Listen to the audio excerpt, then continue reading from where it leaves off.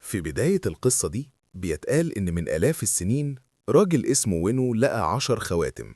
دول كانوا أسلحة سحرية قوية جدا مدوه قوة إلهية وخلود. بس وينو استخدم الخواتم غلط عشان ياخد سلطة غير محدودة. عمل جيش الخواتم ال10 وانتصر على ممالك وحكومات كتير عبر التاريخ. قرون طويلة وهو بيجري ورا القوة والفلوس، لكن مرة لقى طريقة يزود قوته. كانت قوة قرية تالو الغمنة. لو بتحب أفلام الأكشن الأسطورية اشترك في القناة @Cinema Explained Arabic. إحنا بنبدأ.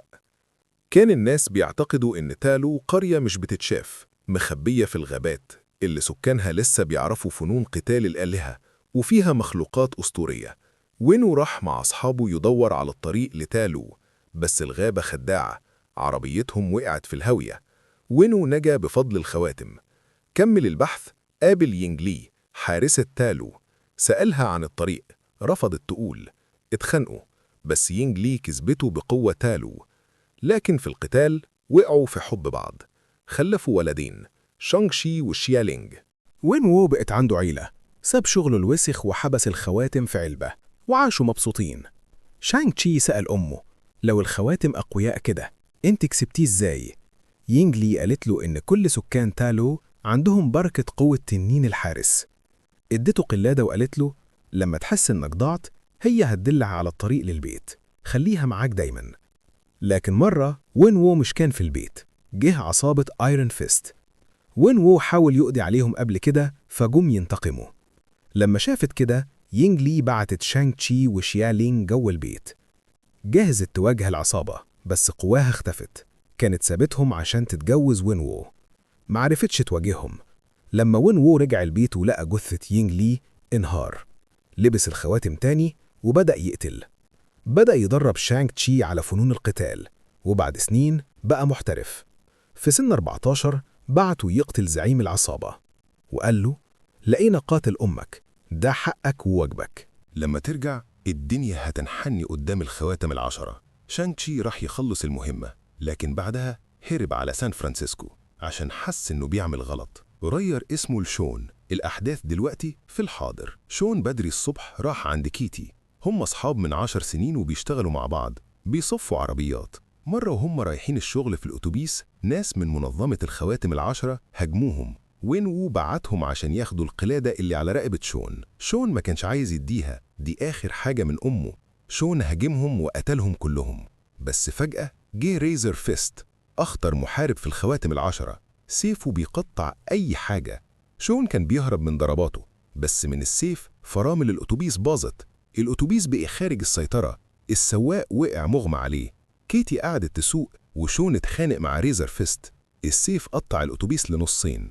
شون نقل الركاب للنص التاني ودفع ريزر فيست في النص اللي ورا، اللي انفصل واتحطم. بس ريزر فيست قدر ياخد القلادة. شون رجع البيت وقرر يسافر ماكاو عشان عارف إن أمه ادت قلادة زيها لأخته. كيتي سألته إيه اللي بيحصل؟ مين أنت؟ شون قال لها إن اللي هاجموا بعتهم أبوه، ودلوقتي هيروح ورا أخته. كيتي قررت تروح معاه. سافروا بالطيارة لماكاو. في الطريق حكالها قصته، بس كذب وقال لها إنه ما كملش المهمة. في ماكاو راحوا نادي قتال تحت الأرض. العنوان كان على البطاقة البريدية اللي شيالينج بعتتها. طلعوا بالأسانسير بس خدعوا شون وخلوه يوقع عقد قتال. القتال بتاعه في الأتوبيس اتنشر وبيتهيأ لهم يستغلوه عشان يقاتل في نادي تحت الأرض عليه رهانات. لما شون نزل الحلبة لقى منافسه أخته شيالينج. هي كانت زعلانة عليه قوي عشان قبل المهمة قال لها هرجع 3 أيام، مرجعش. ضربته جامد وخسر. بعد القتال سألته عايز إيه؟ شون قال لها إنهم هجموه في سان فرانسيسكو وأخدوا قلادته. دول هيجوا ورا قلادتها عشان أبوه عايز يعمل بيهم حاجة. شيالينج قالت له لما سابها فهمت إنه مش محتاجاه. ليه بعتيلي البطاقة البريدية؟ سألها شون. أنا ما بعتهاش، ردت عليه. شون فهم إن أبوه نصب عليهم. في الوقت ده ناس من الخواتم ال10 هاجموهم. شيالينج مع صحابها مشيت، سابت شون وكيتي. شون كسر الشباك عشان يهرب وقال لكيتي تنزل على عيدان الخيزران. خافت لكن وافقت. ركضوا للأسانسير بس المحاربين شافوهم. شون قال لكيتي تكمل وهو اتخانق معاهم. لما كيتي ركضت، واحد من المحاربين هاجمها، بس شيا لينج رجعت واتخانتها. شون وشيا لينج اتخانقوا مع الجيش. شون قال لها: انتي سبتينا نموت. شيا لينج ردت: دلوقتي فهمت إحساس لما حد يسيبك في وقت الشدة؟ مع بعض قتلوا كل المحاربين. فجأة جه داث ديلر، أخطر واحد في جيش الخواتم العشرة. هجم على شيا لينج وأخذ قلادتها وحاول يهرب. شون ركض وراه. بدأوا يتخانقوا. شون كان عنده غضب سنين، ولما داث ديلر عذبه، شون مسكه وبدأ يضربه، بس أبوه جه ووقفه. وينو قال: وحشتني قوي. خدهم البيت والجيش استقبلهم. شيا لينج خدت كيتي لأوضتها. كيتي سألتها: أبوك هيقتلنا؟ شيا لينج قالت: لو سكتي هينسى إنك هنا. بعد ما أمكم ماتت بابا اتغير خالص. أنا بذكره بأمكم، عشان كده ما كانش بيبص في وشي. بدأت أتعلم فنون القتال لوحدي، مش مسموح لي أتمرن مع الولاد، فكنت بتفرج عليهم من بعيد وتعلمت أحسن منهم. كيتي سألتها: إمتى سبت البيت؟ في 16 سنة، لما عرفت إن أخويا مش هيرجع. على العشاء شون سأل أبوه: لقيتني إزاي؟ أنا كنت بتابعكم من زمان، رد وينو. جه الوقت تقفوا جنبي. شون رفض. وينو خدهم لأوضة وقال: بعد ما هربتوا وحشتني أمكم أكتر، بدأت أدرس تالو. عرفت إن في جوه الجبال باب وراه ناس تالو ساجنين أمكم.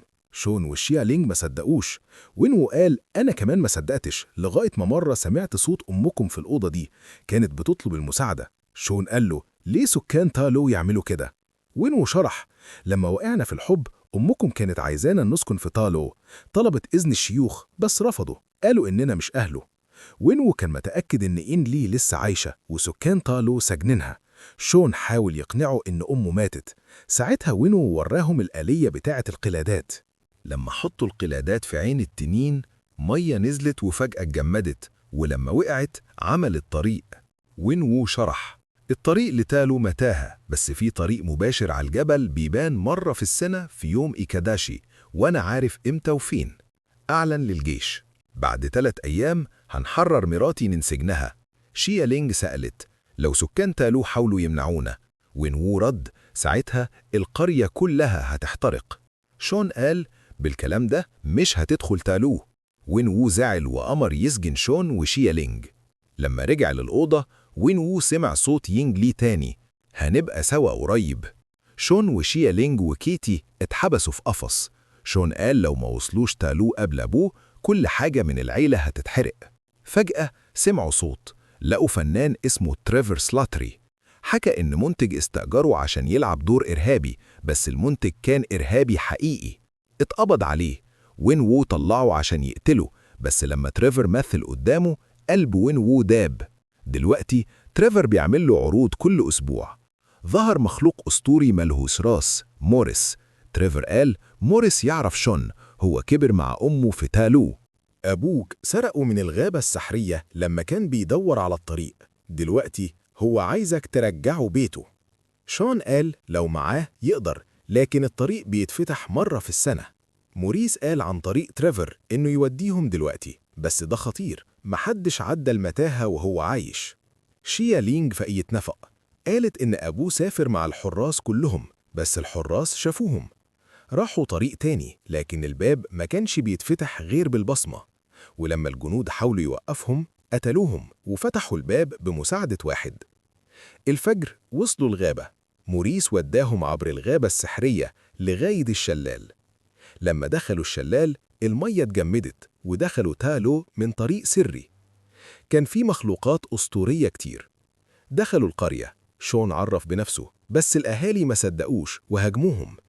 هنا جت خالتهم يينج نان، وقفتهم وقالت إنها فرحانة جدا بيهم.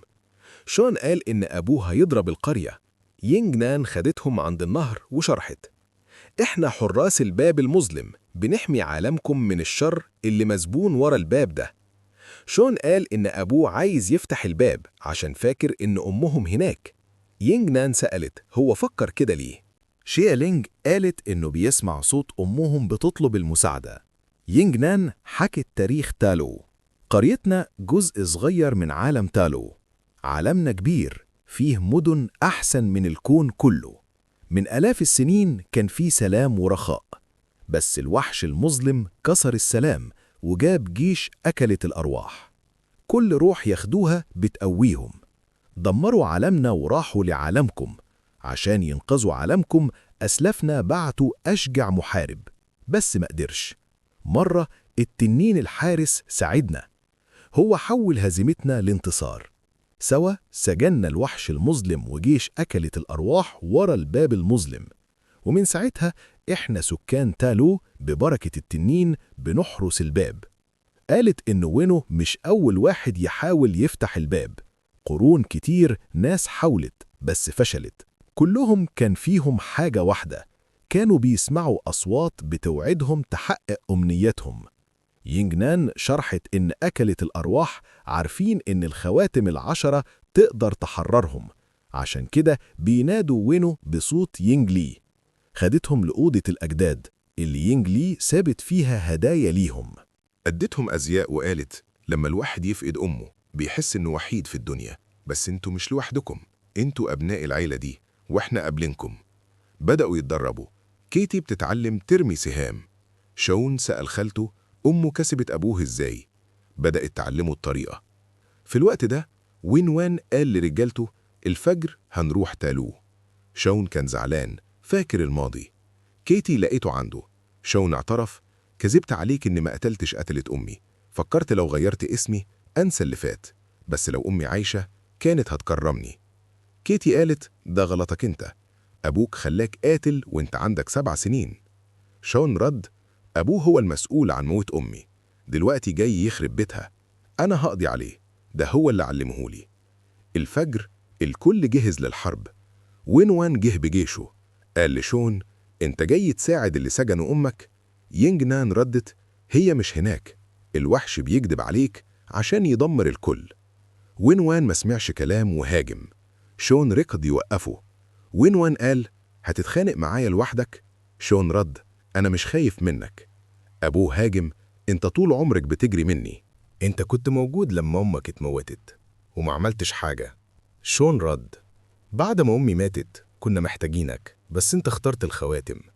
زعل وهاجم أبوه، فاكر ان أمك هترجع لك، هي هترجع لشبهك. وينو زعل وهاجمه بكل الخواتم، وقع شون في المية. وينو راح للباب، لسه بيسمع صوت ينجلي. بدأ يكسر الباب بالخواتم، وبدأت أكلت الأرواح تخرج. شايلينج صرخت لو ما كانش قدامي الكل هيموت، أسلحتكم مش بتأثر فيهم. ريزر فيست رد مش محتاجين مساعدة، احنا الخواتم ال10. أكلت الأرواح شالت روح داث ديلر وقتلته. الجيش حاول ينقذه بس أسلحتهم مش بتأثر. أكلت الأرواح هجم على ريزر فيست، بس يينج نان أنقذته بسلاحها اللي عليه جلد التنين. ريزر فيست فهم إنه لوحده مش هيعرف ووافق يساعد. أكلت الأرواح بتروح للأرواح عند الباب المظلم عشان تقوي الوحش المظلم. يينج نان قالت لشايلينج لو الوحش المظلم زادت قوته محدش هيعرف يوقفه. الكل راحوا للمية بسلاحهم. شون كان بيغرق. فجأة فكر في كلام أمه ما تخافش، بركة التنين معاك دايما، انت جزء من الخير اللي أنا وأبوك حطيناه فيك، تقبله بقلبك. شون فتح عينيه ومن الأعماق طلع التنين الحارس. وينو لسه بيحاول يكسر الباب بيسمع صوت يانج لي. الكل اتحدوا وحاربوا آكل الأرواح. شون طلع على التنين بيساعدهم. يانج نان قالت لشون لازم توقف أبوك. شون هاجم أبوه بيحاول يقنعه إن أمه مش هناك. وينو ما سمعش كلامه وخنقه. شون استخدم الطريقة اللي أمه هلمتها لها. قدر يسيطر على 5 خواتم ورجعت للقتال. وينو هاجموا بال5 كلهم، بس شون دافع عن نفسه وسيطر على كل الخواتم. لكنه ما هاجمش أبوه، رمى الخواتم جنبه. وينو قال لازم أنقذها، بتناديني. شون رد لو ده حقيقي. الوحش المظلم طلع وهجم عليهم. وينو أنقذ شون بالخواتم. التنين مسك وينو وبدأ يمص روحه. وينو فهم إنه كان غلطان، ادى خواتمه لشون ومات. الوحش هجم على شون، بس شيالينج على التنين هجمت عليه. الوحش ضائف، قوته لسه ما كملتش. راح للقرية عشان ياخد أرواح جديدة. شون سد الباب بالحجارة وطارد الوحش على التنين. التنين هجم بقوة المية ومسكه، بس أكلت الأرواح جابوا أرواح كتير وحطوها في بق الوحش، تحرر ومسك التنين، بدأ يمص روحه. جوانج بو قال لكيتي لو الوحش خد روح التنين محدش هيعرف يوقفه، لازم تصوبي على رقبته. بدأوا يضربوا، بس أكلت الأرواح قتل جوانج بو، أخد روحه. كيتي فضل معاها سهم واحد وهي اتعلمت تضرب النهاردة. الوحش مسك شيالينج، شون مسك إيد أخته. شيالينج قالت سيبني، الوحش هياخد روح التنين. شون رد مش هسيبك تاني. الوحش بدأ يبلع روح التنين. كيتي ضربت الوحش في رقبته وأصابته. روح التنين سلمت. التنين جر الوحش للمية وسجنه بقوته. شون حط الخواتم في صدر الوحش خلاها تتحرك وقتل الوحش. كل أكلت الأرواح ماتوا. التنين طلع شون والشيالينج على الشط. في الحرب ناس كتير ماتوا. بالليل كرموا اللي ماتوا. التنين رجع السما. الوحش المظلم انهزم. شون وكيتي رجعوا سان فرانسيسكو بيحكوا لأصحابهم القصة. ما صدقوش لو ده حقيقي. أختك فين؟ شون قال راحت تقفل تجارة أبوه الغير قانونية. لسه ما صدقوش. ساعتها وونج جه وسأل لسه معاك الخواتم؟ رد شون ومشيوا مع وونج. الكل اتصدم. الفيلم خلص. لو عجبك التحليل اعمل لايك واشترك في القناة سينما اكسبليند عربي. رأيك ايه في النهاية؟ ايه رأيك في قرار شون وشيالينج؟ اكتبوا في التعليقات. نشوفكم في الفيديوهات الجاية.